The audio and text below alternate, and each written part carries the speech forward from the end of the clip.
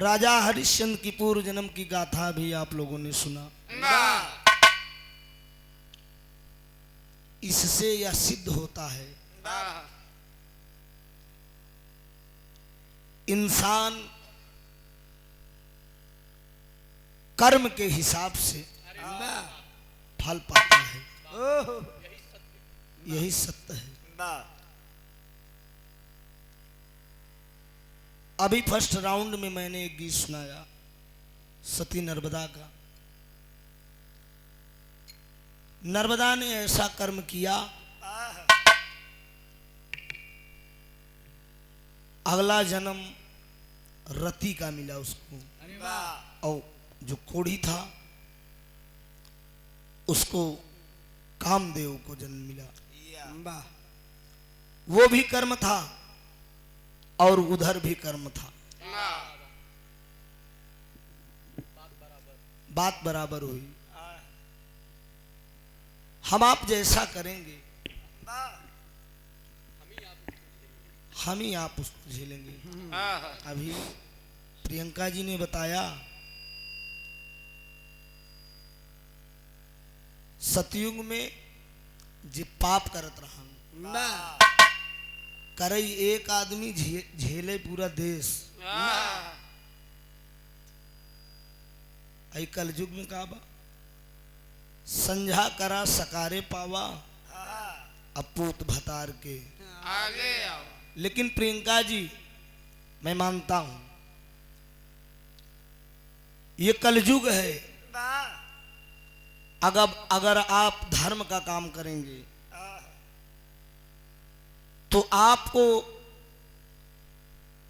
पुण्य प्राप्त हो या ना हो, ईश्वर की कृपा आप पर हो या ना हो, लेकिन जो माँ बाप कर्म करते हैं निश्चित है कि बच्चों के ऊपर पड़ता है। आप अगर कोई धार्मिक काम करते हैं तो आपको फल मिले या ना मिले, लेकिन आपके बच्चों पर जरूर वो लागू होगा। बाप तपस्या करेगा, बाप भक्ति करेगा तो निश्चित है उसके बच्चे आगे चल के तरक्की करेंगे। बेटा पे नहीं लगेगा तो जरूर नाती पे लगेगा। ये सिस्टम है, प्रकृति का नियम है। ये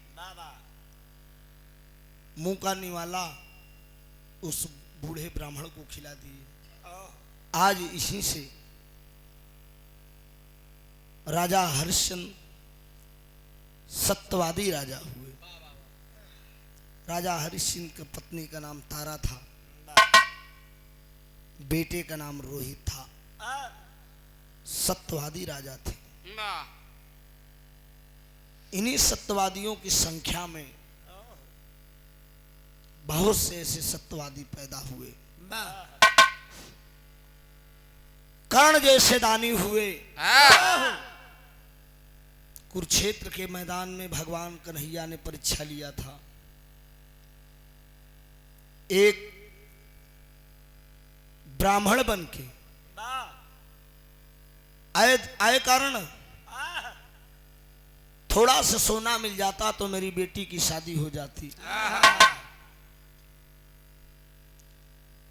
महाराज कर्ण जी बोले मेरे महलों में सब कुछ है, अय ब्राह्मण देवता जो कुछ आपको जरूरत हो जाकर मांग लीजिए। भगवान कन्हैया ब्राह्मण रूप में उपदेश दिए, नहीं दानी हो, याद रखिए अगर मैं जाकर तेरे महलों में मांग लूंगा तो आने जाने की मेरी वो मजदूरी हो जाएगी। दान देने से क्या फायदा, कहां वो दान रह गया। इससे ये सिद्ध होता है किसी को कोई चीज दीजिए तो आप स्वयं चल कर दीजिए। ये मत कहिए कि आकर ले लीजिए। अगर वो इंसान आकर ले लेगा तो आवे जाए मुकर मजूरी हो जाए। एक बीड़ी अगर केहू के दे के बना उसको जला के दे, अगर वो अपने से जलाएगा तो फिर बेकार है। सुरती खियावे के बाद ओके ठोक के बने के बढ़िया एकदम तब थमावा। अगर खाली वैसे पकड़ा दिया, चूना अपने से मिलाए से रगड़े से अपने से, तो क्या मतलब? कर्म उसने कर दिया, तब कहां फल आपको मिलेगा? ऐसा भाव हो पुराणों में मिला है। सत्यवादी हुए हैं, ताम्रध्वज मोरध्वज जैसे सत्यवादी हुए, अपने बेटे पे आरा चला दिए। एक ऐसी कहानी यादव खानदान से मिली है। ठीक है, जो भी जितने भी लोग हैं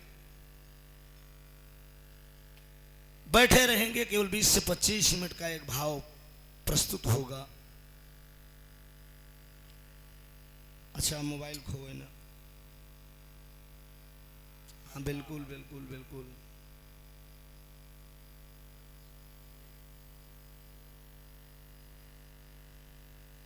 यादव खानदान के एक राजा थे। अपने कुल में भी एक से बढ़ के, वो तो क्षत्रिय कुल के राजा थे,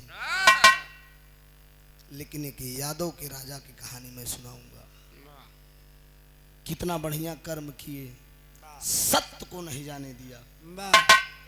ऐसे ऐसे सत्यवादी इस धरती पे पड़े हैं, सब कुछ न्यौछावर करने के लिए। ये बताइए, इस धरती पे इंसान के पास लाख दौलत भरी हो,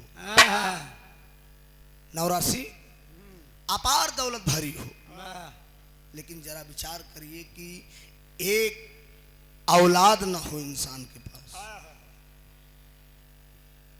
तड़प तड़प के मर जाएगा इंसान, दिन रात कोस के मर जाएगा।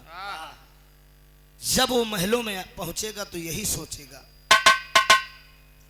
कि ये सब बेकार है। भाई प्रियंका बताएंगे ना कि बेटवा पर लोग गुमान करत कि अगर आऊं ठेंगुनों से ठेल दे तो तरन तारन हो जाए। यही कारण है बेटा पर इसीलिए लोग गुमान करते हैं, सरवा कितनों बेटवाटे कुछ करी है तो औलाद ना, मेरा आखिरी में तो तरतारन कर ही देगा, मैं मरूंगा तो उसी के कंधे पे मेरी अर्थी जाएगी।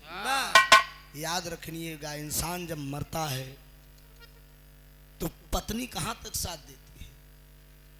केवल घर तक। आपकी अर्थी रखी रहेगी, पत्नी केवल घर तक आपका साथ देगी, पकड़ कर आपको रोएगी। उसके बाद बेटा कहां तक साथ देगा? शमशान तक साथ देगा। बेटा आपको कंधे पे उठाकर ले जाएगा, आपकी अर्थी लगवाएगा, अर्थी लगवाने के बाद आपको आपकी चिता में अग्नि लगाएगा। साथी संगति कहां तक साथ देंगे? बहुत प्रिय है, केहू तो रास्ते से लौट जाई, क्योंकि बहुत अगर लगाओ बा कहीं चलिए घाट तक चले चले। इस बात को याद रखना मित्रों, मैयत में पहुंचना बहुत जरूरी होता है, लेकिन लोग मैयत से ज्यादा मृत्यु भोज में पहुंचते हैं। मृत्यु भोज खाना बहुत ही समाज में गड़बड़ है। ये पुराण की बात मैं बता रहा हूं, लेकिन आप मृत्यु भोज में मत पहुंचिए, लेकिन मैयत में जरूर शामिल होइए। अगर मैयत में आप अगर शामिल होते हैं तो आपको आत्मा की शांति मिलेगी। ये माया का संसार है, इंसान भरमता रहता है, हाय माया हाय माया हाय माया, लेकिन आत्मा की शांति उसी दिन मिलती है जब आप किसी के मैयत में जाते हैं, जब घाट पर पहुंचते हैं, दुनिया का नजारा जब देखते हैं तो खाली एक ही चर्चा, बे भाई कुछ बा नहीं, एक दिन यही आवे के बाद। तो लहरी गुरु गावत रहन की पाटे से केहू के पाटे न पटी, एक दिन जाना परी सबका वही घाटे, पाटे से केहू के पाटे न पटी। बहन गायन के मेघला ढोल बजावई, हाँ मेघला ढोल बजावई, गदहा गावई गनवा, हाँ कुकुरे सारे तका तोरे तनवा, मारा गए। हाँ अबे का हैदर उस्ताद कब गायन है? हाँ छैला हमरे लैला हमरे हमरे नहीं मगर मजा हाँ करीना हमरे ऐश्वर्या हमरे सोचिए क्या नहीं है खाली नजरिया एक बार देखो सब मिल जाएगा। आइए एक ऐसा प्रसंग बात पे बात रोवा था। कीमती रात आप लोग बिता रहे हैं तो पारखी लगाने वाले लोग बैठे रहते हैं। एक सत्यवादी की कहानी इधर से भी हो जाएगी कम समय में। एक बिरहा बहुत बड़ा है मेरे पास पूर्व जन्म का, लेकिन उस बिरहा को ना गा के इस बिरहा को मैं गा दे रहा हूं। एक राजा यादव खानदान से ये भी थे, सत्य को नहीं जाने दिया। वहां तो केवल मुंह के लेवाला, मुंह का भोजन केवल ब्राह्मण को खिला दिए तो वो राजा बन गए। लेकिन यहां सत्य को नहीं जाने दे रहे हैं बल्कि सब कुछ चला जाए। देखिए क्या चला जा रहा है, भूमिका खिलाई है डॉक्टर साहब।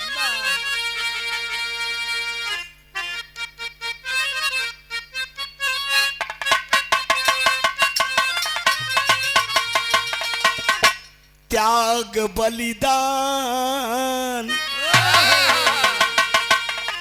त्याग बलिदान में मेरा भारत सफल, हिंद की धरती सारी कहानी कहे, पूर्वजों की कथा इसके कण कण बसा, निप हरिश्चंद्र जैसे बड़े बड़े दानी हुए, ख्याति अपना अमर नाम मोर ध्वज कर गए, अपने बेटे पे आरा चलाना पड़ा। वैसे दानियों में एक दानी सुभी का यादव हुए, जिनका यश गान हम सबको गाना पड़ा।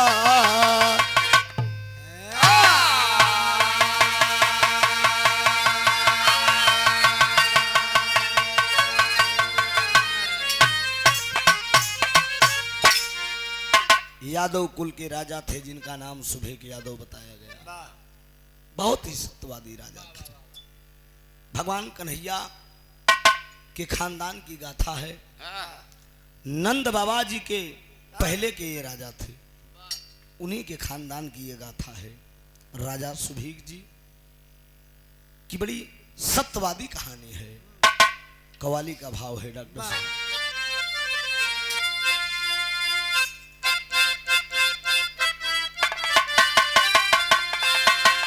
अरे उठो मुसलमान, अरे उठो मुसलमान नमाज पढ़ लो,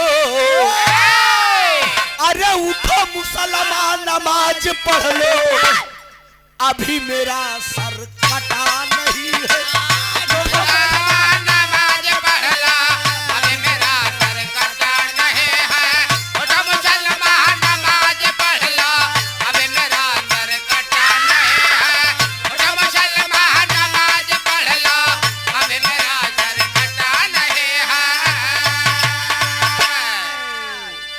मुसलमान नमाज पढ़ ला, अरे अभी मेरा सर कटा नहीं है। अरे हुसैन जैसा दिया शहादत, हुसैन जैसा दिया शहादत, वैसा कोई दिया नहीं है।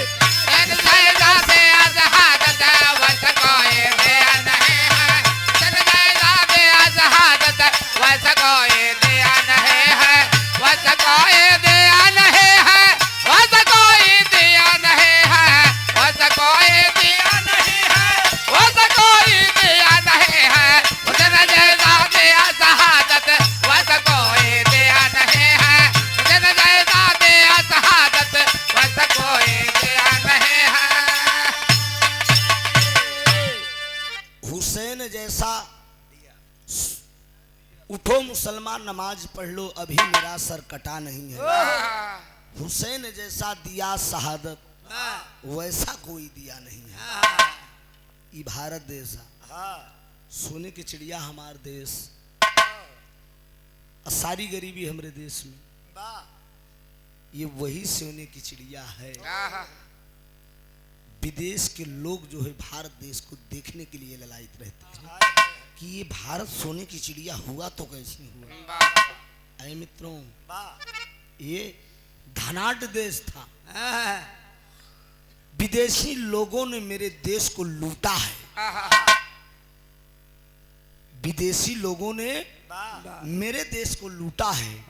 अगर मेरे देश को पहले तो जो ना है विदेशी लूटे, लेकिन जवन बचा खोचा बा देशवई वाले लूटा था। बड़ा का खद्दर पहन लेता। हाँ, एक एक जने पकड़ा है तब जानता है। बड़ी बड़ी बिल्डिंग इस समय गिरत बा, हराम का कब्जियाए यहाँ योगी नाथ जी सब मसक देता है। सब बुलडोजर बाबा उनका नमोई पड़ी कहीं जितना सब हराम अवैध का कब्जा है सब खाली करो। सोचिए, यही जो अवैध कब्जा आप लोग किए हो, अगर यही गरीब को मिल जाता तो हर गरीब जो है अमीर होता। हिंदुस्तान में एक समान होते, लेकिन कहाँ सोने की चिड़िया रहा दे, लूट लूट लेन एकदम। कहना है अरे सोने का यह देश हमारा, ओ भैया सोने का यह देश हमारा, ऐसा कोई देश नहीं है।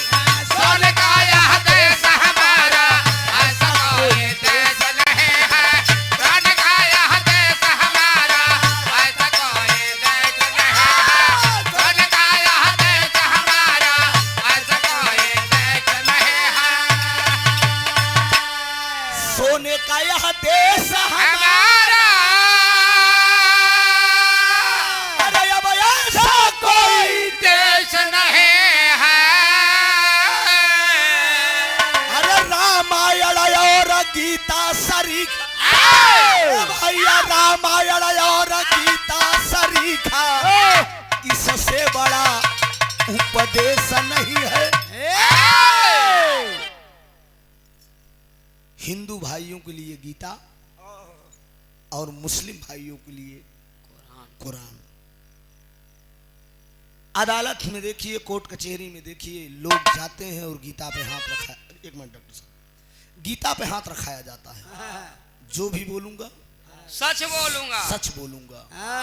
बड़े बड़े राजनेताओं को जब ये शपथ लेने लगते हैं तो गीता पे हाथ रखते हैं और कसम खाते हैं कि देश की डोर, 2 बार प्रधानमंत्री बने माननीय नरेंद्र मोदी साहब, ये भी गीता पे हाथ धर के जो है कसम खाए हैं कि जो भी करूंगा ईमानदारी से करूंगा, जनता के प्रति न्यौछावर रहूंगा। कोई भी इंसानों में प्रधानमंत्री जी को ही नहीं कह रहा हूं, खाए के खाद ही वो करे बात बगल। तो सोने का यह देश हमारा, ऐसा कोई देश नहीं है। दुनिया के हर कोने कोने में आप घूम जाएंगे, लेकिन जो अपना वातावरण है, अपना क्षेत्र है, ऐसा नहीं मिलेगा। ये हम लोगों ने अनुभव किया है। हम लोग भी 24 साल के गायकी में बहुत दुनिया घूमा, लेकिन लौट कर आता हूं तो जो अपना क्षेत्र का माहौल रहता है, ऐसा कल्चर देखने को नहीं मिलता है, ऐसी सभ्यता नहीं मिलती है। इसी लाइन को समझकर आप हमारे हृदय के गार्जियन बाबू त्रिभुवननाथ यादव जी, मोहम्मदपुर के धरती से, बारे मोहम्मदपुर एक नायाब गांव है वो। मोहम्मदपुर की धरती को मैं नमन करता हूं बाबू त्रिभुवन जी की। इस लाइन को आपने समझकर मुझे सम्मान के रूप में बहुत सी अपार दौलत आपने दे दिया।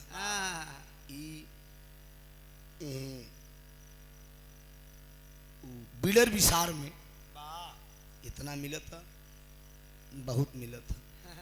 असली बिरहा के पारखी आप लोग बैठे हैं, गाय के देखिए लोकगीत निकल जाए, लेकिन शुरू से मूड बना रहे लोकगीत गाय के बस बंद करब आज कार्यक्रम दूर है मेरा बनारस, लेकिन हमने कहा आज एक बिरहा मार ही दे। कहानी की शुरुआत यहीं से हो रही है।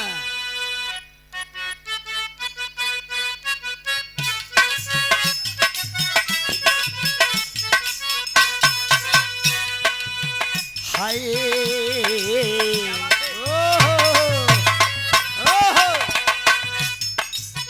एक दिन बैठे थे,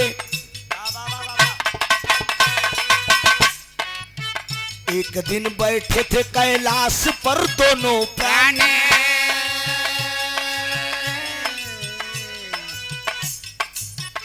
एक दिन बैठे थे कैलाश पर दोनों प्राणी। माता गिरजा रही संग रहे शिवदानी। घेरी घन घोर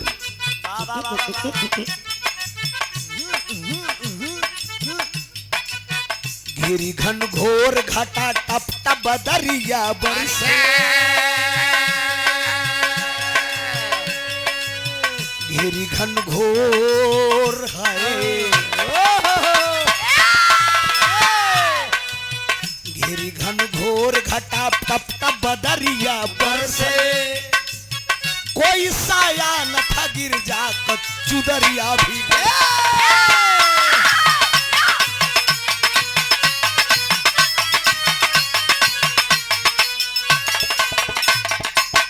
कांप कर बोली सती, कांप कर बोली सती, प्रभु बात सुन लीजिए। कांप कर बोली सती, प्रभु बात सुन लीजिए। धर्म है एक मेरा, उसे दूर कर दीजिए।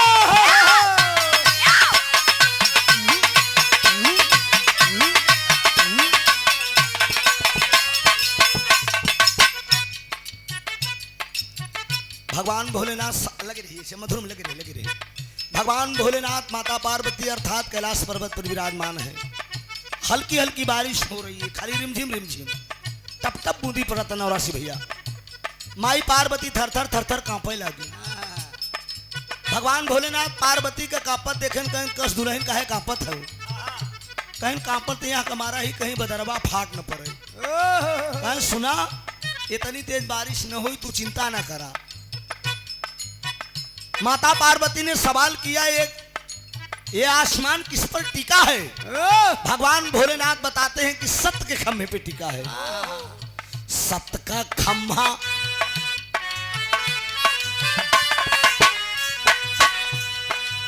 सत्य का खम्भा जो दिखाई नहीं देता है। सत्य का खम्भा जो दिखाई नहीं देता है। आता है जिसके समझ में वो समझ लेता है।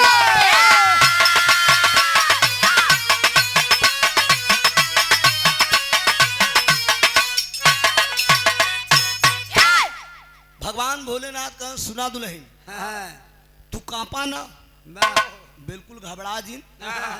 इस सत का खम्भा पर टिका बा, ई तोहरे ऊपर आई हुई ना।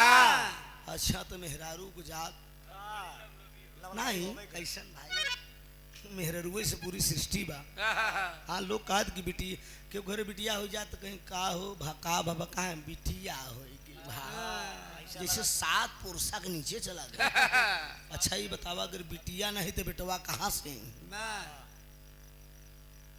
चाहे बेटी हो या बेटा, बच्चे दोनों हैं, उतने ही प्यार दोनों को होना चाहिए। लेकिन कहीं कहीं लोग अलगाव कह दी थी, बेटवा का ज्यादा माना थी लेकिन बिटिया के कम। नहीं मित्रों, ऐसा भाव नहीं होना चाहिए। बेटियां भी इस धरती पे अपना हक लेकर आती हैं। प्रियंका भी एक बेटी है, बराबर हम लोगों के साथ कार्यक्रम गा रही हैं। तमाम लड़कियां गा रही हैं। आज 3 दिन से लेडीज से प्रोग्राम होत बा।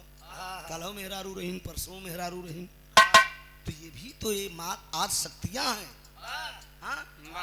लई के बेचारी ने नहुन बराबर साथ में गाती बजाती हैं। तो बेटियां भी इस धरती पे अपना हक लेकर आती हैं। माता पार्वती से भगवान कहें तू चिंता न करा, सत्य खम्भा पे टिका बा, आई तोहरे ऊपर आई न। माई पार्वती कहें सुना एकदम एड़ा जमाई दी। कहा आप नहीं अब बना।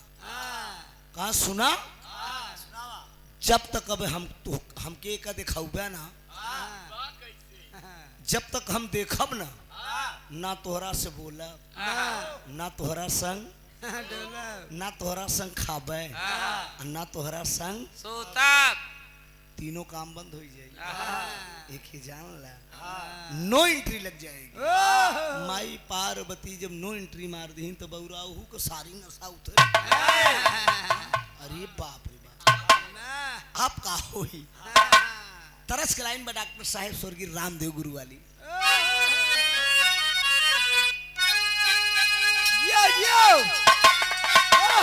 जिया एक मिनट, नाटे भैया सोई गए, दोनों को भैया एक राउंड चाय पियान, ओकरे बाद आराम करे लागे बढ़िया ढंग से। आज चाहिए तनी कि मिल जात तो जो लगातार गावत रही तो गला पे एकदम रियाज मार लेते, गर्माहट आ जाता। देखा ईश्वर की रामदेव गुरु को धुन लगी बा, लही जाई तो शेर, लही जाई तो शेर नहीं तो सवा शेर। भाबा कि अरे झूलनिया के पुनवा, कि अरे झूलनिया के पुनवा, अरे टूटल ये राजा, कि अरे झूलनिया के पुनवा, अरे टूटल ये राजा, जवनिया में करिया छूटल ए राजा, जवनिया में गड़िया छूटल ए राजा, जवनिया में गड़िया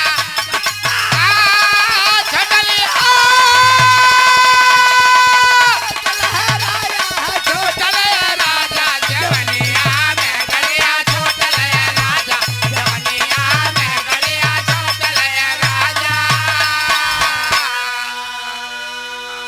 आज मालिक करें वो स्वर्गलोक चले गए जनाब हैदर अली गुरु साहब हमारे, लेकिन एक ही बात लहरी गुरु और हैदर उस्ताद मुझे शिक्षा देकर गए, बेटा पब्लिक चाहे 10,000 हो या 10 ही लोग हो, मेहनत करने से कभी चूकना मत। यही आज 10 लोग सुन के जाएंगे, शिक्षा दी 10 लोग सुनकर जाएंगे, लोग बताएंगे तो 10 से 10,000 लोग हो जाएंगे। तो कलाकार के यही चाहिए, देखा कैसन भाव हो। लेकिन माई पार्वती का हाथ है कि अरे हियरा का हमरे, अरे हियरा का हमरे, अरे सपनवा सजाई दा, अरे हमारा दुल्हा मिर्ताल लोकवा घुमाई दा, हमार दुल्हा में तालकवा घुमा दा, हमार दुल्हा में तालकवा में तालकवा घुमा दा, में तालकवा घुमा दा, हमार दुल्हा में तालकवा घुमा दा, हमार दुल्हा में तालकवा घुमा दा।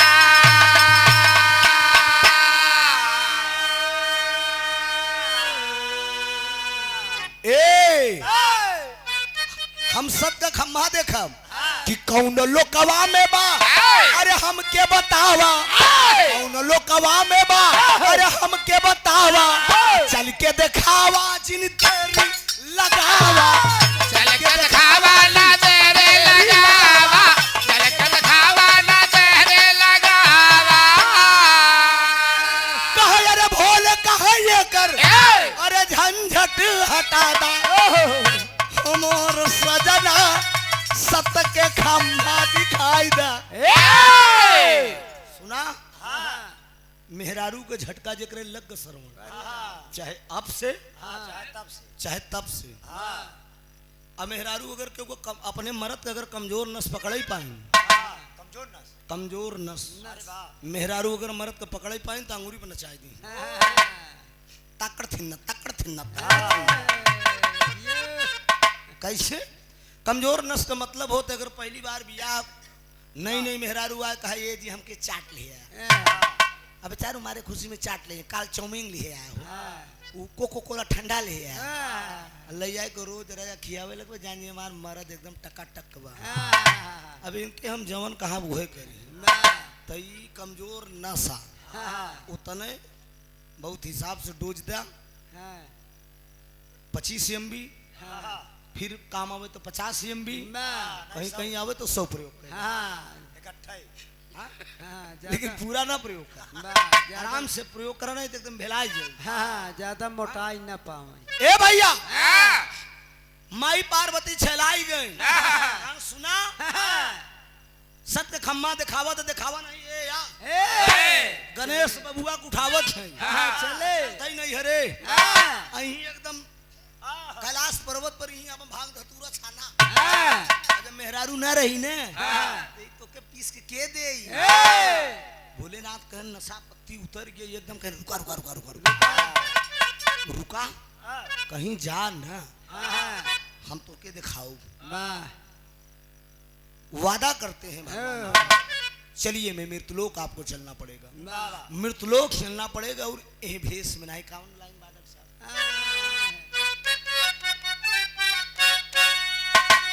ओहो एक ही कोनो बड़ा सुघर का लइका रहन नवा लवंडा एकदम गोझा इस गाल निकला अरे राम, राजा पान के दुकान खोल के बैठा रहा।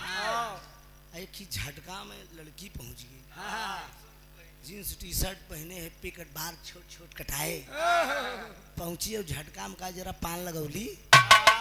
ढेर भीड़ लगी रही, ग्राहक ढेर लगा रहे, लइकवा देखे नहीं चूना कत्था रगड़त रहा। जब कहा पान लगौली पलट के निकाह देखलस कह अरे अरे लगौली लगौली करे तुके खड़ंजा और पक्का दिखाते न बा ऐसन बा पलट कहाँ तई तीर मारत है बबुनी फेल बा सुना हम के है लइकवा कहत बा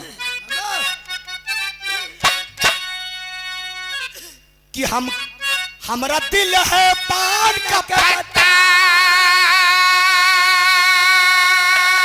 कि हमरा दिल है पान का पत्ता अरे गोरी इस पे लगा दो चूना कत्था कि हमरा दिल है पान का पत्ता अरे गोरी इस पे लगा दो चूना कत्था अरे जरदा खाई बिऊ कि खाई बिऊ मीठा पान गोरिया। मैं समझ गया तुम कौन हो, हमके छुतिया ना बना हुई जींस पहन के छोट छोट बार कटाए किए तो सोचत है कि हम बुझी न पाऊ तुझे हऊ हम जाना थे पेड़ा गली के अनार खली हो हम जाना थे हम कहा नहीं जाने पर कितने भाई अब इतना ग्राहक हैं तो हम कुछ खोलवाओ न पगली बस कर पगली रोवे का लड़का के जान ले भी लड़कवा का हाथ में लड़कीवा भी ताव बात रही कहत का बा कि हमके पान त चाहिए अच्छा कि हमके पान त चाहिए अच्छा चाहे डमरू हो कलकत्ता हमके पान त चाहिए अच्छा चाहे डमरू हो कलकत्ता अरे हमके उहई चाहिए ओठावा जवन लोल करेला ऐसन पान लगाए दा तब तो हम छैला बाबू समझब। बाबा भगवान भोलेनाथ कैलाश पर्वत पे माई पार्वती को बुलाए न बुलाए के बाद कहा सुना झट से बोले है शिवदानी झट से बोले है शिवदानी अरे बुढ़ावा रूप धरे दोनों प्राणी अरे लिहले बगली मझोली लटकाई भगवान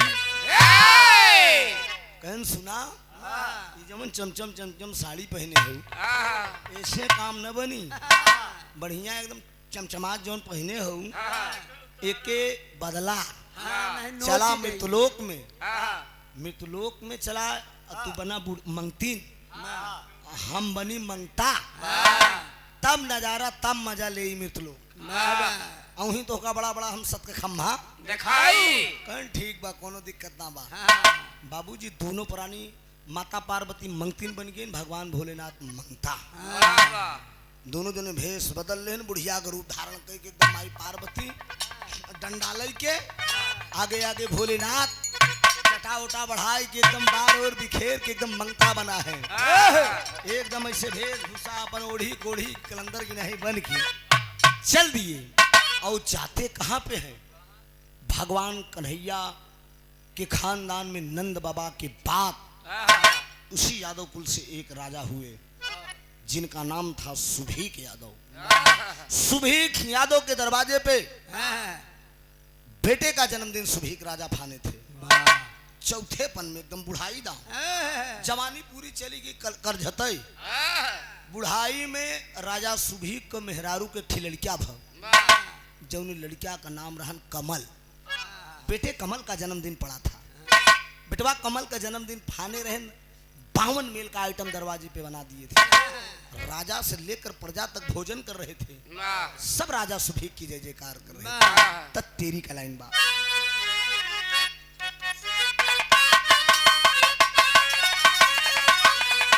अरे मोरे राम अंगनवा में अब बाजई बजना, अरे अंगनवा हो अंगनवा में अब बाजई बजना, अरे तब फूला फूल अनोखा देखा चौथे पनवा, अरे हो पनवा, अरे हो पनवा,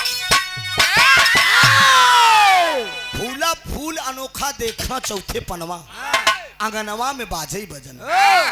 गोकुल में एक सुभीक यादव का सुंदर परिवार सुनो, नर नारी कुल जुट के गावत रहलिन मंगल चार सुनो। झट से दोनों प्राणी पहुंचे बाबू उनके द्वार सुनो, लागे मांगन भिक्षा दोनों भोजन छुदा अपार सुनो। दोनों प्राणी चल दिए। राजा सुभीक का लड़का पैदा भवा कमल। कमल बेटवा का जन्मदिन फाने हैं। राजा से लेकर प्रजा तक को निमंत्रण दिए हैं, लोग भोजन कर रहे हैं, राजा सुभीक की जय जयकार कर रहे हैं। सब बड़ा खुश है, बड़ा मगन है कि बारे राजा सुभीक गजब के आइटम तू बनवाया है। अब भोजन कई कई सब निकरत है, तब पहरे पे एक सिपाही खड़ा है। यही बीच में ई भगवान भोलेनाथ माता पार्वती से कहन मंगतिन से, ये मंगता मंगतिन से कहता है, अर्थात भोलेनाथ और माता पार्वती। बात समझ लीजिए। ओहर बर्थडे मना, लड़किया का जन्मदिन हो, धूमधाम से केक वगैरह काटा जा रहा है, बड़ी खुशी का माहौल है। गीत गौने हो, अमरौता पर भौता रे छोड़ा ढेर गाना बड़ा हो जाई, यार सोहर भजन सब होत बा।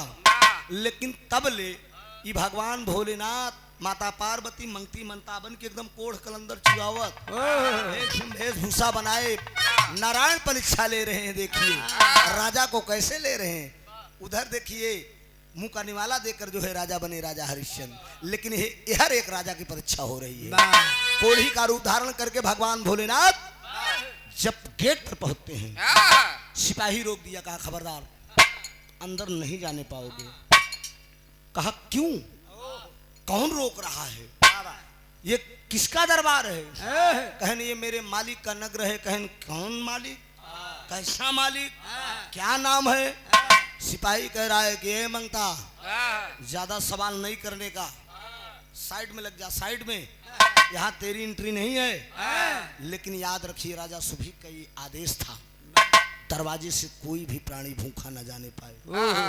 कोई भी अगर जीव जंतु तक आ जाएगा तो उसे भी बड़े आदर और सम्मान के साथ भोजन कराया जाएगा। भगवान भोलेनाथ मंगता रूप में जब पहुंचे तो सिपाही दौड़ के गया। सिपाही मंगता बोला, भैया ए मोबाइल वाले बंद करो यार, अभी बजाना, मैं चला जाऊंगा 20 मिनट के बाद। तो बोल दिए जरा अपने राजा को बुलाओ, मैं राजा से तुम्हारे मिलना चाहता हूँ। राजा बारे रैयत के मालिक राजा सुभीक नंगे पांव, जिस तरह से आनंद कंद 16 कला पूर्ण भगवान कन्हैया ने जब खबर सुदामा की पाया था, एक फटी गमछी है, तन पे कुछ है नहीं, कई दिन से भूखा ब्राह्मण है, लड़खड़ा रहा है, लेकिन वो अपना नाम सुदामा बता रहा है। मित्रता ऐसी होनी चाहिए मित्रों। एक मिसाल कायम हुआ। भगवान कन्हैया जब सुदामा का नाम सुने तो अरे बचपन का मेरा मित्र मेरे दरवाजे पे आ गया। लेकिन आजकल का करत ही ना, साथे पढ़त लिखत अगर कोनो तरक्की की जाती ना कोनो बाबू वगैरह बन जाइए ना तो साथे पढ़े हैं, लेकिन पहुंचोगे तो आपको पहचानने में टाइम लगा देंगे, नहीं पहचानेंगे। अरे यार तुम मेरे साथ पढ़े हो, नहीं जानते हो, कहाँ, कौन, क्या नाम है, सोचिए। लेकिन ऐसा नहीं होना चाहिए। इस बात को सिद्ध कर दिए भगवान कन्हैया। दोस्ती हो तो कन्हैया भगवान और सुदामा जैसे नंगे पांव भगवान कन्हैया दौड़ के गए थे, ठीक उसी तरह से राजा सुभीक नंगे पांव दौड़ कर आए तो मंगता मंगती खड़े हैं। राजा सुभीक हाथ जोड़कर बोले कि बोलिए प्रभु।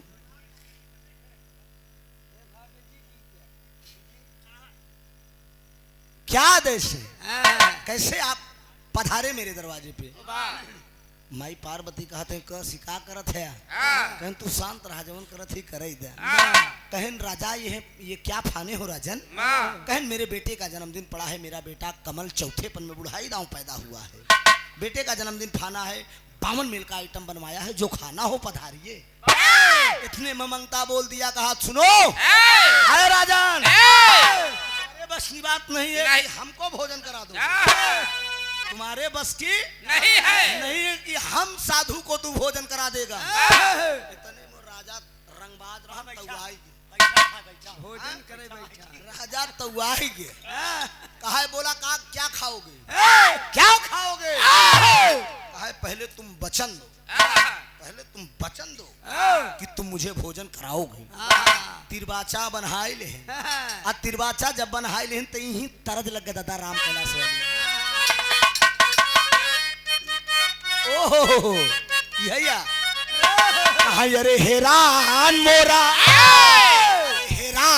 मोरा कंगना रात झका झोरी में, हैरान मोरा कंगना रात झका झोरी में, हैरान मोरा कंगना रात झका झोरी में।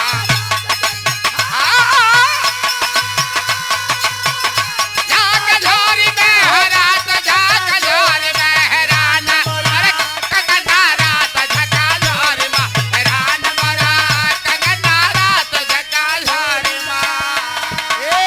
जाऊ मोर कंगना रे कंगना जाऊ मोर कंगना कहेरी ढूंढी लावे, जाऊ मोर मोर कंगना के हेर ढोल लावा, जाओ मोर कंगना के हेर ढोल लावा। अरे 5 रुपया, हाय 5 रुपया कंगना रात झका झोरी में, हैरान मोरा कंगना रात झका झोरी में, हैरान मोरा कंगना रात झका झोरी में। ददा का लाइन रही 5 रुपया इनाम ललला रात झका झोरी। बारे बाबू राम कैलाश सोधी मिट्टी के अच्छे कलाकार थे और श्रृंगार रथ थे। जब मठाई के गाँव में कहा सुने वाले दोस्त कुर्ता टोक पकड़ने कहा बड़का भैया, अरे जना लर टपकता जैसे से रस टपकता। बाबूजी कितनों क्यों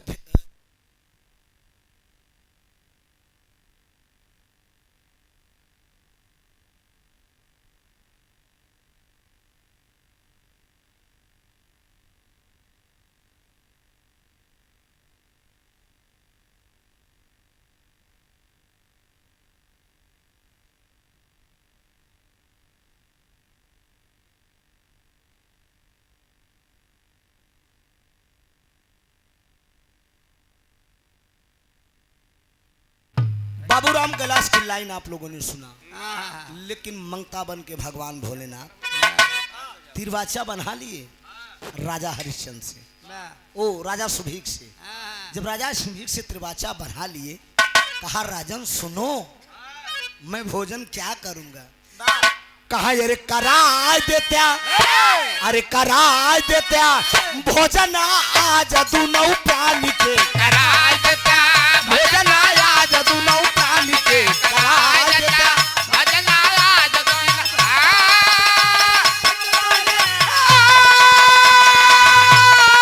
आज के आज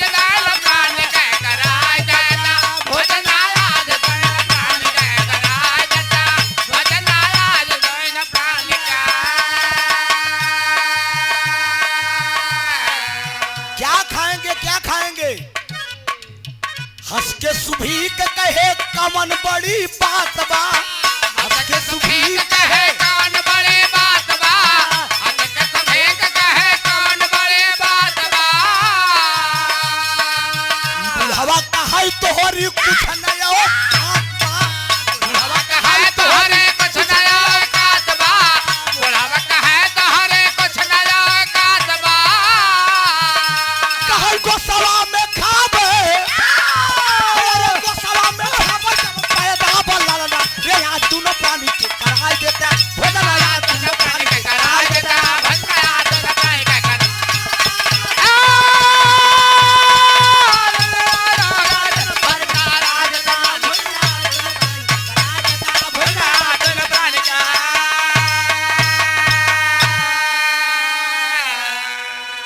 गौर करेंगे मित्रों, कहानी अजीब मोड़ ले लिया।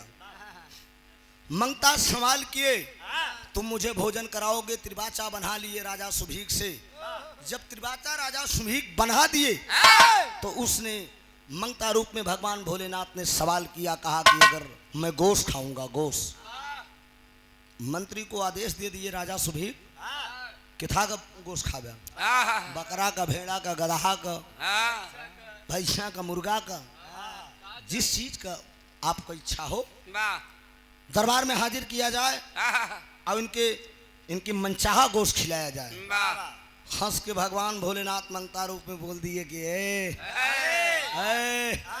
इधर आओ। क्या तू समझ रहा है? मैं कोई मंगता फकीर नहीं हूँ, तेरे दरवाजे पे आया हूँ तो तू मुझे गोश्त खिला देगा। मैं कौन सा गोश्त खाऊंगा? है तेरे में हिम्मत गोश्त खिलाने की? माता पार्वती खड़ी हैं, कहें कस का करत है, हल्का इशारा में कहीं नहीं का करत है, कहें चुप रहा चुप रहा चुप रहा। मेहरारू है, मेहरारूए के नहीं रहा बोला जिन जवन करत है इनके कराई दे, तबई देखबू नहीं दिखाऊ बुखाऊ।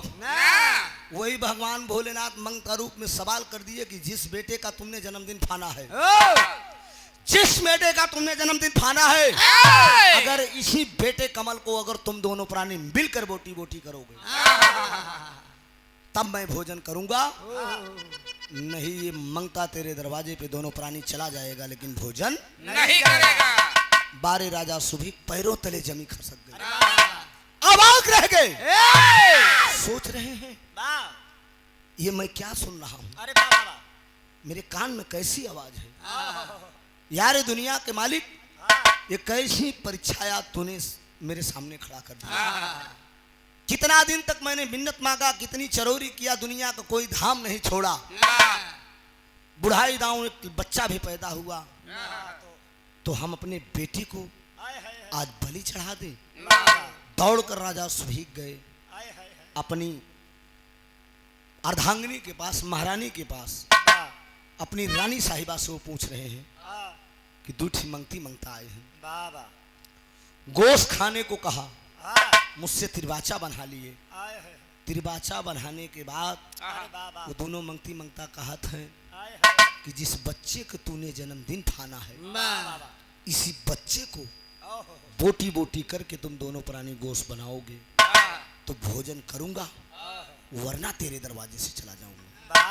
रानी साहिबा विचार कर रही कि यार ये दुनिया के मालिक, एक बेटा, बेटे का दर्द मां समझ सकती है बाबूजी, अरे बाबा बेटा क्या चीज होता है।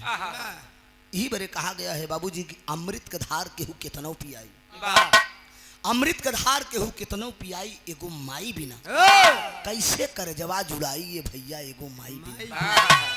माई तो माई होती, परिवार घर में पहुंचिए, मेहरारू बिटिया बेटवा सबसे मुलाकात हो, अगर माँ न दिखाई दे तो ऐसा लगता है कि जना पूरा पूरा परिवार सूना है। माता सोच रही है, रानी सोच रही अपने मन में कि क्या करूं। एक बात अपने स्वामी से कहती है, क्या कहती है सुनो ठीक है। रंदिया कहा ना लागी धाई के चारानिया, धाई के चारानिया, जय है नाई जात तो हारी, द्वारे से जाई ना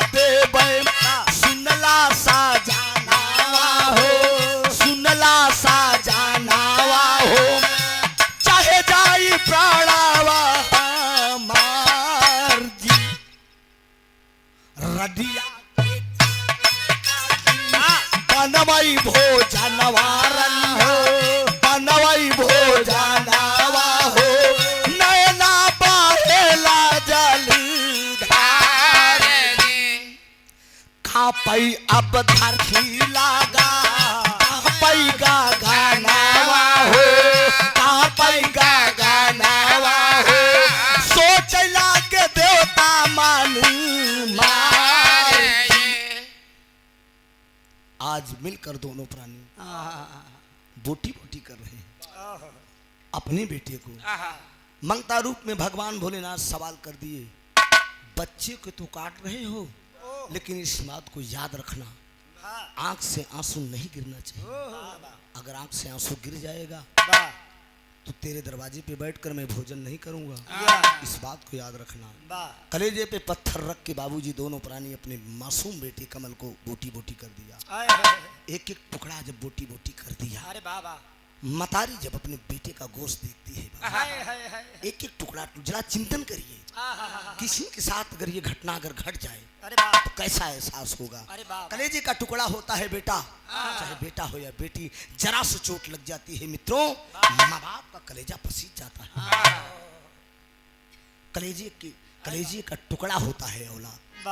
आज माँ आंखों में आंसू लेकर जब बेटे की तरफ निहारती है तो क्या कहती, बारे दुनिया का भाव बा।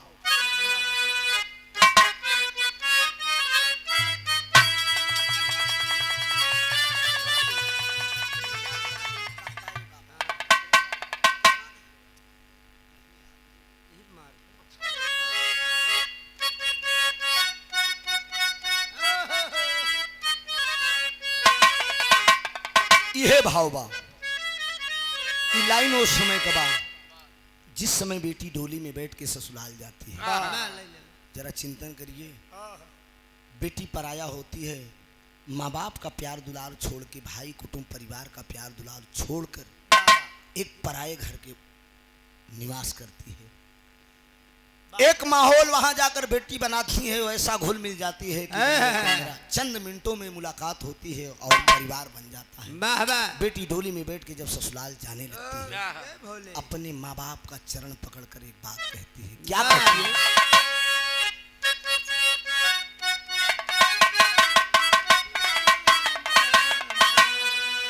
अरे निमिया के डार, अरे जब काटी हाय बाबा, अरे निमिया के डार जान काटी हाय बाबा, निमिया चिरैया के बसेर हो, निमिया चिरैया के बसेर हो।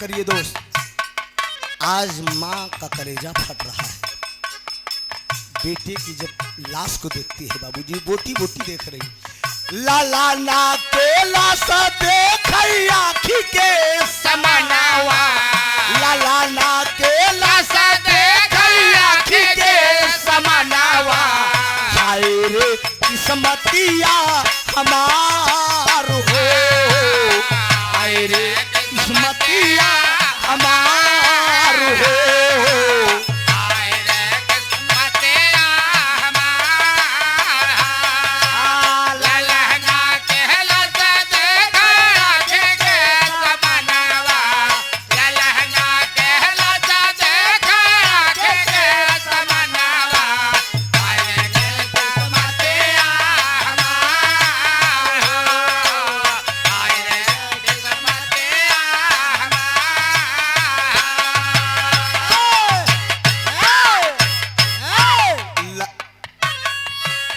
लालाना के जी भर के किहाना दुलारावा लालाना के जी भर के किहाना दुलारावा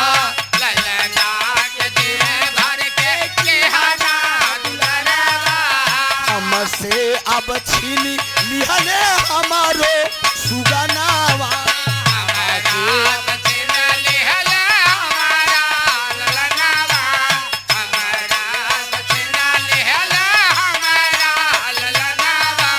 हथावा के हमारे न छूटली मेहदिया हथावा के हमारे न छूटली मेहदिया हाले मई बड़ाया पमान हो साले मई बड़ाया पमान हो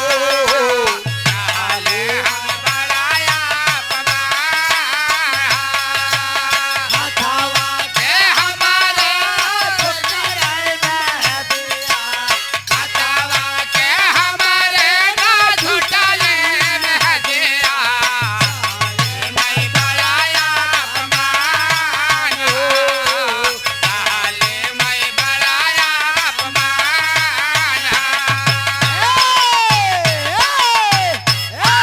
आज रानी साहिबा अपने मन में सोच रही हैं कि यार ये दुनिया का मालिक मैंने अपने बेटे को बोटी बोटी कर दिया। एक बात मंगता रूप में भोलेनाथ बोल गए, कहा सुनो राजन, थाली 5 लगेगी, थाली 5 लगेगी, जाकर पकाकर गोश्त लाओ, थाली 5 लगेगी। कहा क्यों? कहा 2 थाली हम दोनों प्राणी के लिए, 2 थाली तुम दोनों प्राणी के लिए, और 1 थाली जो तुम्हारा अगला बच्चा हो वो भी मेरे हम लोगों के साथ बैठकर भोजन करेगा। ए बाबूजी, जब ये बतिया राजा सुबीर सुनलन कि अगला बच्चा जो तुम्हारा होगा वो भी हम लोगों के साथ बैठकर भोजन करेगा, हाथ जोड़कर राजा सुबीर बोले कि बस प्रभु बस, इसके आगे अब कुछ मत कहिएगा। एक ही बेटा था और क्या कहते हैं, कुहू के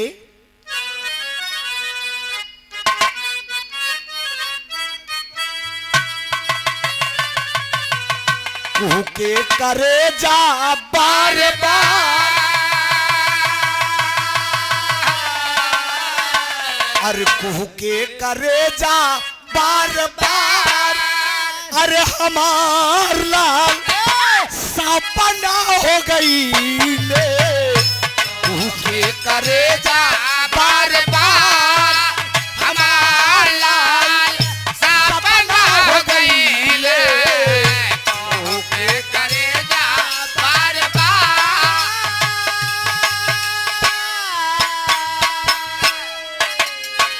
सुखवा के खातिर जे करे सहले हाल काले, सुखवा के खातिर जे करे सहले हाल काले, सुखवा के खातिर जे करे सहले हाल काले, मुख मोड़ लिहले प्रभुवर आई गो गिरानी, यही हो कहानी अब हमार लाल सपना हो गई ले, यही हो कहानी अब हमार लाल सपना हो गई ले, कहानी अब हमारा लाल सपना हो गई ले, कहानी अब हमारा।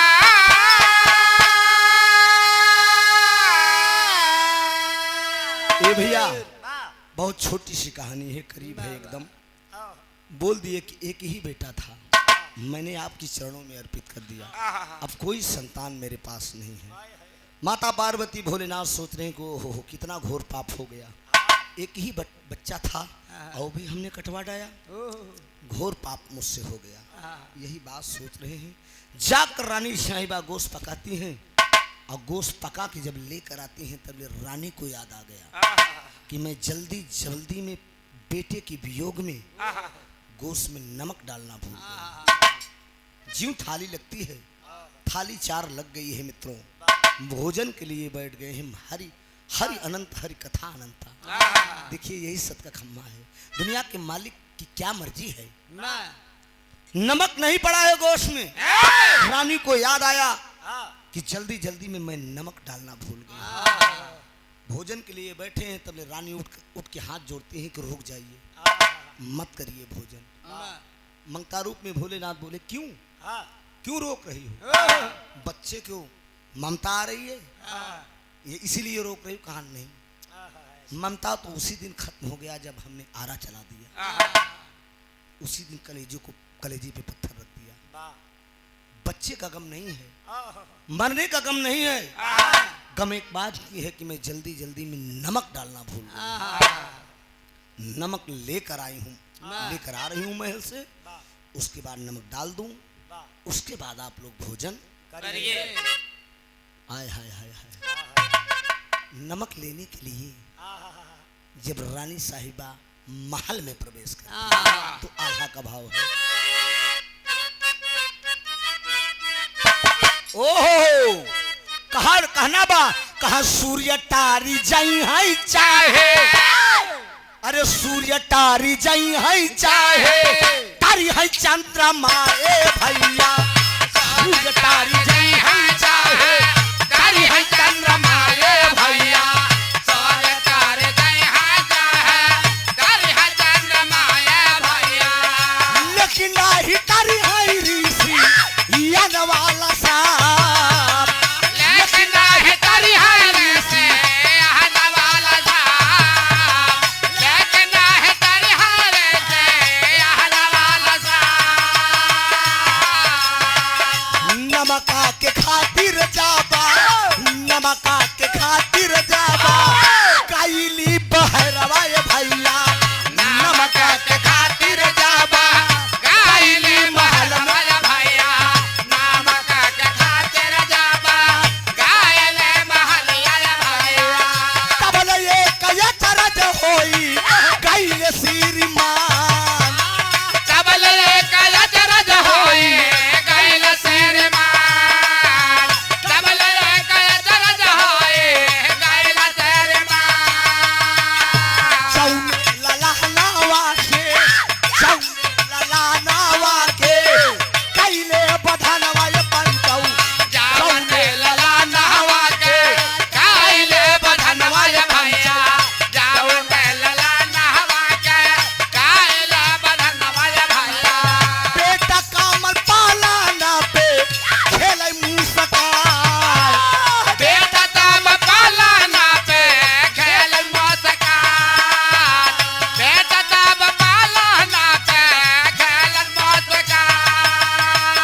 रनिया उठाई ली, रनिया उठाई लिया अपने ललनवा ये भैया। रानिया उठाई लिहले अपने हरनिया रलिया। लालना उठाए लिहले अपने हरनिया रलिया। राजा साहब से बातिया के रहलिन बता। राजा साहब आके रहल बता। ओहर भोले बाबा बोले, ओहर भोले बाबा बोले, गिरजा से बयानवा ये भैया। ओहर भोले बाबा बोले, गिरजा के जमनवा ये भैया। ओह भोले बाबा बोले गिरजा के जमनवा ये भैया। सत्ता के खम्भा आजा देखा गुलदा। साथ के खम्भा आजा देखा गुलना।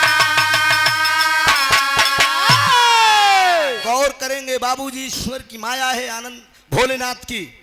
नमक के लिए रानी जो ही महल में प्रवेश करती है, जैसे महल में प्रवेश करती है, ठीक वही बेटा जिसको दोनों प्राणी ने मिलकर, सामने बाहर गोश्त रखा हुआ है उसी बेटे का, लेकिन महल में जब प्रवेश करती है नमक लेने के लिए तो एक सोने का पल्ला झूल रहा है। दुनिया के मालिक की माया देखें, एक सोने का पल्ला झूल रहा है, उसी पलने के अंदर बेटा लेटाया हुआ है, एकदम जरा से कहीं खरोट तक नहीं लगा है।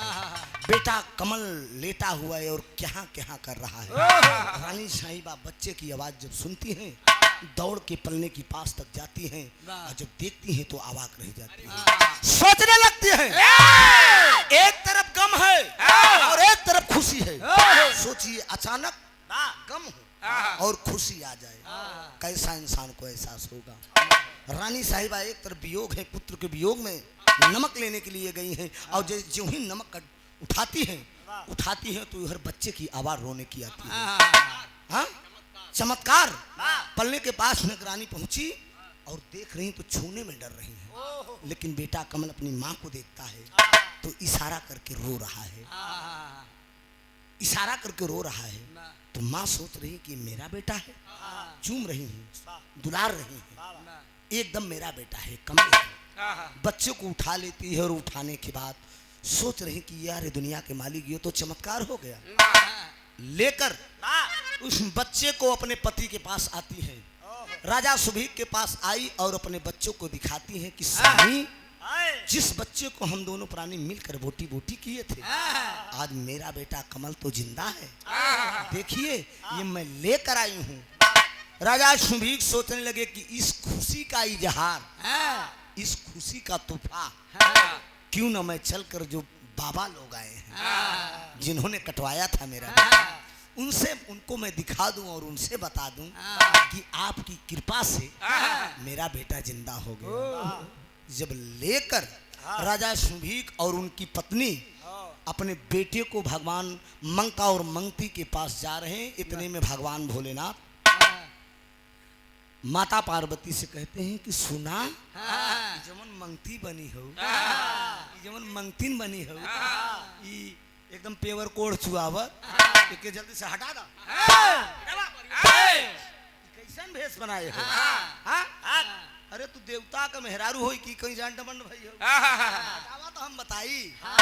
माई पार्वती कह तोहरा माया परंपरा एका सब उतार दे, कने का उतारा खट दिना जल्दी से होई जा। रुका ना, गलत अल्फाज नहीं बोलने का। इसको हटाओ, तुरंत भेष बदलो, एक सुंदर महारानी बनो, जैसे पहले रहो वही देश में आवा। माता पार्वती भगवान भोलेनाथ असली रूप में आए। जब असली रूप में आए तो राजा सुभीक ज्यों ही पहुंचते हैं। दोनों प्राणी हैं, दोनों प्राणी राजा सुभीक हैं और उधर माता पार्वती भगवान भोलेनाथ खड़े हैं।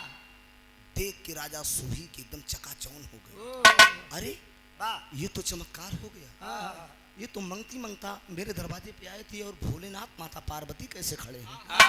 पास में पहुंचते हैं, पैर पे गिर जाते हैं और जब पैर पर गिरते हैं तो बड़े आदर और सम्मान के साथ भगवान भोलेनाथ राजा सुभीक को उठाते हैं।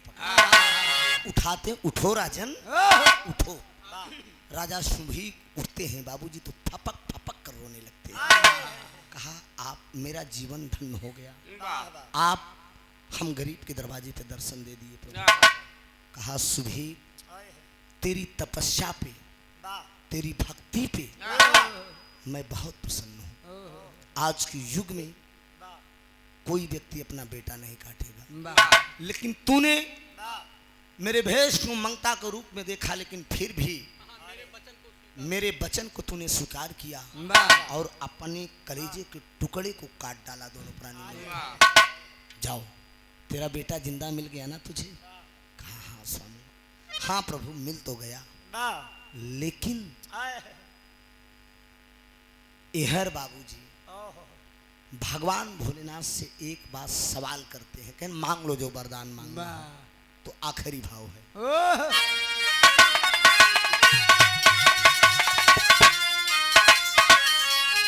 अरे पलना पे ललना मिला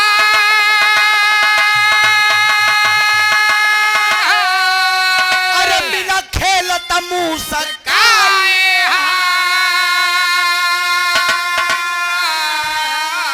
ललना का चूमई लागे गोदी में उठाई हो, ललना का चूमई लागे गोदी में उठाई हो, ललना का चूमई लागे गोदी में उठाई हो।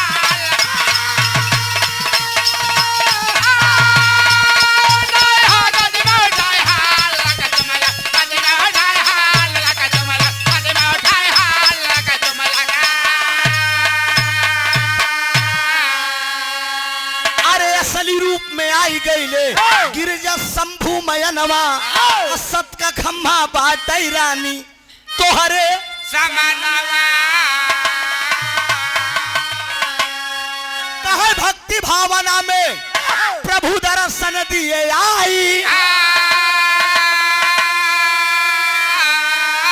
अरे लाला कचू मैं लागे गोदी में उठाई हो बोल दिए जो वरदान चाहे तुम मांग सकते हो मांग लो राजन। राजा सुभीक केवल एक ही वरदान मांगा। ठीक है प्रभु किसी प्रकार की कमी नहीं है, मैं यादव खानदान का राजा हूँ, लेकिन एक रिक्वेस्ट है आप, एक ही मांगन है मेरी। कहा बोलिए। यही मांगन है प्रभु कि कलयुग में किसी मनुष्य के दरवाजे भी किसी भी रूप में आप मत जाइएगा। कलयुग में आने वाला युग जो कलयुग होगा, कलयुग में आप किसी भी प्राणी के दरवाजे पे किसी भी भेष में मत जाइएगा। नहीं क्योंकि बिटिया बेटवा कटवावे कहबा ना, तो कलयुग में इंसान इतना दुष्ट रही कि लई के लोह बंदा दौड़ाई ले कहीं धरा, कहीं साला किडनी निकालने वाला आ खोचहाई बांस रखे रही है, खोचहा बांस जान ला कहीं पकड़े के बेटवा कटवावे कहा तो साला कहाँ से आई भाई। तो आप मेरी यही आपसे प्रार्थना है, कलयुग में किसी मानव के दरवाजे पे आप मत जाइएगा किसी भी भेष में, नहीं कोई परीक्षा में सफल नहीं होगा, आपका अनादर हो जाएगा। यही मेरी मांगन है आपसे। भगवान भोलेनाथ ने कहा यो मस्त जाओ, मैं वचन देता हूं किसी मनुष्य के दरवाजे पे कलयुग में नहीं जाऊंगा। आज कोई व्यक्ति बता दे कि किसी भी भेष में किसी व्यक्ति के दरवाजे पे भगवान पहुंचे हों, चाहे कितनी बड़ी आप तपस्या कर डालो, लेकिन दर्शन नहीं होगा, किसी घोर परीक्षा नहीं लिए हैं। ये भगवान भोलेनाथ ने राजा सुभीक से ये वचन दिया था। माई पार्वती मुँह और माय के खरे कहने ओके तो वरदान देते हैं, हमें अभी दिखौबे न बने। इतना बेरी बिटिया बेटवा सब कटवाए गोश फोश सब, लेकिन खम्मा नहीं दिखाए। भोलेनाथ समझ गए, कहना हम जानते तू काहे बरे बिगड़ी हो, हम न जानत तो जानी के मेहरारू हमार जानी दूसर के, तो हमार हो हम ही जानत तोहार कारण ना। इधर आवा इधर आवा पजरे आवा, एकदम अफसोस में ना रहा। कहे बोला कहे सत का खम्मा देखबू, यही सत का खम्मा है देवी, यही सत का खम्मा है। राजा सुभीक, कर्ण जैसे दानी राजा मोरध्वज, राजा हरिश्चंद्र जैसे सत्यवादी, यही सत के खम्मे हैं। इन्हीं सत के खम्मे पे, इनके तपों पे, इनकी भक्ति पे ये आसमान और पृथ्वी टिकी हुई है। इस धरती पे पाप करने वाले लोग ज्यादा हैं और पुण्य करने वाले लोग कम हैं। माई पार्वती कौन अच्छा ये बात बा, इतना लंबा फाइल बा। हाँ राजा हरिश्चंद्र, राजा सुभीक, कर्ण जैसे दानी, मोरध्वज जैसे सत्यवादियों पर ये आसमान और पृथ्वी टिकी हुई है। यही सत का खम्मा है देवी। यह दिखावे बरे तो के मृत्युलोक में ले आए हैं, हम वहां से बताई दे तू मनतू तो कहें लड़कियां कटवाया, कहें का करी कटवावे के पड़ा, और ना कटवाई तो तू मनबे न करती। कहा से इतना जंतु कि ऐसे होत है। कहन बा स्वामी बा, गजब आपकी लीला है।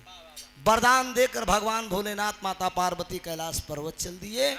राजा सुभीक दोनों प्राणी और बेटा कमल सहित महलों में रह के आराम कर।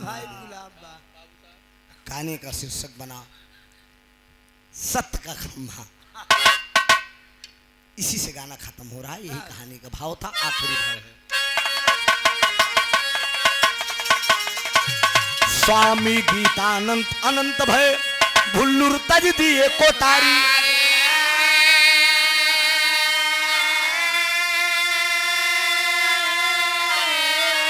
रामधार हैदर अली गुरु अनिल के बाबली।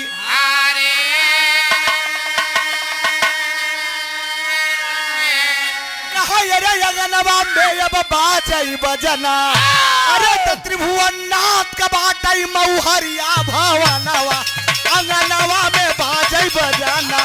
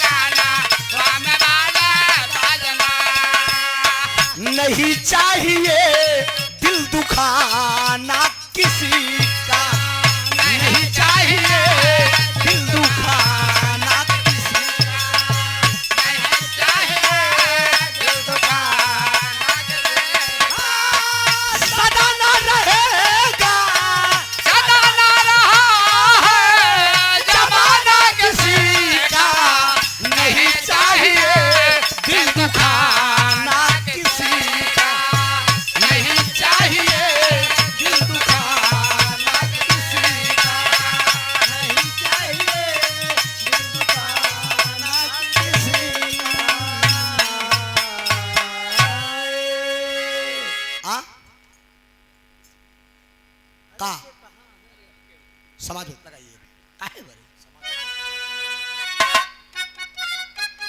चला तई तैयार रहा समाजवादी सुनबा ना देखी कैसन नेता है कोनो कलेजा के टुकड़ा के सपा के मारत कि ऊपर से मारत है हाँ यही में दम 2 लाइन के खाली कलेजा से आइए फिर पैसा लेकर तैयार रहिए कि लाइन सुनिए अपने नेता का सुना दे लहराबा तबे सरकार बनी के जान ले हाँ 500 अरे समाजवादी पार्टी की पहचान है अलग समाजवादी पार्टी की पहचान है अलग समाजवादी पार्टी की पहचान है समाजवादी पार्टी की पहचान है अलग चोरों से नहीं मतलब न डाकू से है नाता चोरों से नहीं मतलब न डाकू से है नाता नहीं मतलब ना डाकू से है नाता चोरों डाकू से है नाता चोरों से नहीं मतलब ना डाकू से है नाता जनता के बीच इनका सम्मान है अलग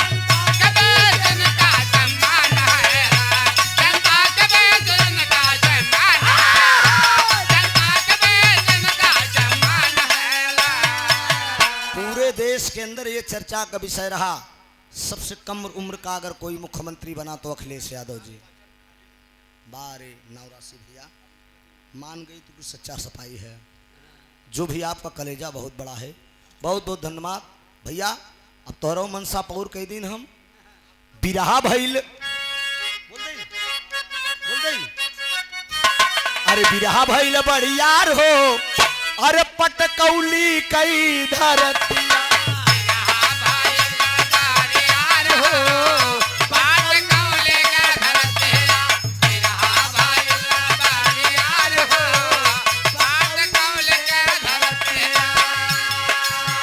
कितना बखान करी आज मोरे भाई कितना बखान करे आज मोरे भाई कितना बखान करे आज मोरे भाई प्रियंका माधुरी जी हडिया से आई प्रियंका माधुरी जी हडिया से आए प्रियंका माधुरी जी हडिया से आए आशीष से मिला खूब प्यार हो अरे आशीष से मिला खूब प्यार हो पटकौली कई धरतिया आशीष से मिला खूब प्यार हो पटकौली का धरतिया आशीष से मिला खूब प्यार हो पटकौली का धरतिया प्यारी धरतिया पा प्यारा सम्मान हो प्यारी धरतिया पर प्यारा सम्मान हो प्यारी धरतिया पर प्यारा सम्मान हो नाटे भैया बना रहा है तोहरो परिवार हो नट भैया तुम्हारा परिवार हो नट भैया तुम्हारा पैलगी करत बा त्रिभुवनाथ हो अरे पैलगी करत बा त्रिभुवनाथ हो पटकौली कई धरतिया पैलगी करत बा त्रिभुवनाथ हो पटकौली का धरतिया त्रिभुवनाथ हो पटकौली का धरतिया मैहर कमाई जाई कैला प्रस्थान हो मैहर के माय लाए गैला कौन दान हो मैहर के माय लाए गैला कौन दान हो पंडा जो हत होई है कई के स्नान हो पांडा जो हत होए है कई करा स्नान हो पांडा जो हत होए है कई करा स्नान हो चूमी चरण हम बारंबार हो अरे चूमी चरण हम बारंबार हो पटकौली कई धरतिया